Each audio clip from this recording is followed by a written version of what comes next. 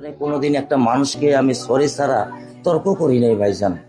তা আমার এই 8 বছরের মাসুম একটা বাচ্চা কি অপরাধ? আমি এই কলজাটা ছাড়া আমি থাকবো কেমনি?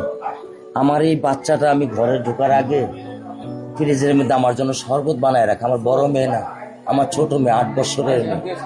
বাবা শরীফের ছবি এখানে লাগায় রাখছে, বাবা তুমি আমাকে নিয়ে যাবা। আমি বলছি, আল্লাহ বাবা তুমি আল্লাহর কাছে যাও, আমার তো নেওয়ার দিয়ে যাওয়ার ক্ষমতা নাই। আমার মেয়ে আল্লাহর কাছে চলে গেছে, আমার মেয়ে আল্লাহর কাছে চলে গেছে।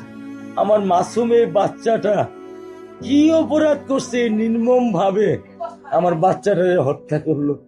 কি আমার ক্ষতি, কি আমার অন্যায়, কি আমার দোষ? আমি একটু জানতে চাই আপনাদের কাছে। আমার যদি কোনো দোষ থাকে, আমার কোনো যদি অন্যায় থাকে, প্রকাশ্যে আপনারা আমার ফাঁসি দিয়ে দেন। আমি এই বাচ্চাটা ছাড়া আমি থাকবো কেমনে? আমি কেমনি আমার এই কলজা টুকরা ছাড়া আমি থাকবো? আমার পক্ষে সম্ভব না। দিনে ও 50 থেকে 100টা কল দেয় আমারে,